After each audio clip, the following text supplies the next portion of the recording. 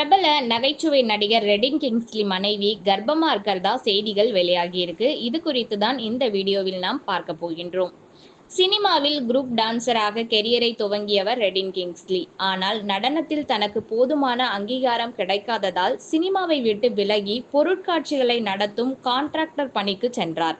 இதில் தமிழகம் முழுவதும் அரசு சார்பில் நடத்தப்படும் பொருட்காட்சிகளின் கான்ட்ராக்டராக கிங்ஸ்லி உருவெடுத்தார். அதன் மூலம் கோடிக்கணக்கில் வருமானமும் கிடைக்க துவங்கியது. பிறகு நெல்சன் இயக்கத்தில் நயன்தாரா நடிப்பில் வெளியான கோலமாவு கோகிலா என்ற படத்தின் மூலம் வெள்ளித்திரைக்குள் நுழைந்தார். டாக்டர் படத்திலும் கிங்ஸ்லி நடித்திருந்தார். தன்னுடைய வித்தியாசமான காமெடி டயலாக் மாடுலேஷன் போன்றவற்றில் ரசிகர்களின் தனி கவனத்தை பெற துவங்கினார் கிங்ஸ்லி.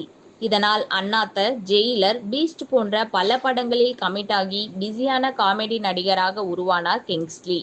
40 வயது வரை திருமணமே செய்து கொள்ளாமல் இருந்த ரெடின் கிங்ஸ்லி கடந்த வருடம்தான் நடிகை சங்கீதாவை திருமணம் செய்து கொண்டார். மாஸ்டர் திரைப்படத்தில் விஜய்க்கு உதவி செய்ய வரும் டாக்டராகவும், ஸ்ரீநாத்தின் மனைவியாகவும், மதி என்ற கேரக்டரிலும் சங்கீதா நடித்திருந்தார். சுல்தான், வலிமை உள்ளிட்ட படங்களிலும் நடித்துள்ளார். தற்போது சின்னத்திரை சீரியல்களிலும் பிஸியாக நடித்து வருகிறார் சங்கீதா. இவர் ஏற்கனவே திருமணமாகி விவாகரத்தானவர் என்பது குறிப்பிடத்தக்கது. ரெடின் கிறிஸ்தவ மதத்தை சேர்ந்தவர், சங்கீதா இந்து மதத்தை சேர்ந்தவர். எனினும் 2 முறைப்படியும் திருமணம் எளிமையாக நடத்தப்பட்டது. இந்த நிலையில் சங்கீதா 5 மாத கர்ப்பமாக உள்ளதாக தகவல் வெளியாகியுள்ளது. இந்த தகவலை தம்பதி இருவருமே அதிகாரப்பூர்வமாக அறிவிக்கவில்லை. ஆனால் சன் டிவியில் ஒளிபரப்பாகி வந்த ஆனந்தராகம் சீரியலில் இருந்து சங்கீதா திடீரென விலகியிருப்பதால், அவர் கர்ப்பமாக இருப்பதால் தான் சீரியலில் இருந்து விலகி இருக்கலாம் என்று சோசியல் மீடியாவில் தகவல்கள் பரவி வருகின்றன.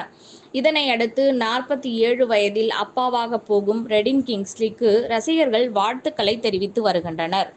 ஏற்கனவே நடிகை சங்கீதாவுக்கு ஒரு பெண் குழந்தை இருப்பதாக தகவல்கள் வெளியான நிலையில் அது தனது சகோதரியின் குழந்தை என விளக்கம் கொடுத்து வதந்திகளுக்கு முற்றுப்புள்ளி வைத்திருக்கிறார் சங்கீதா.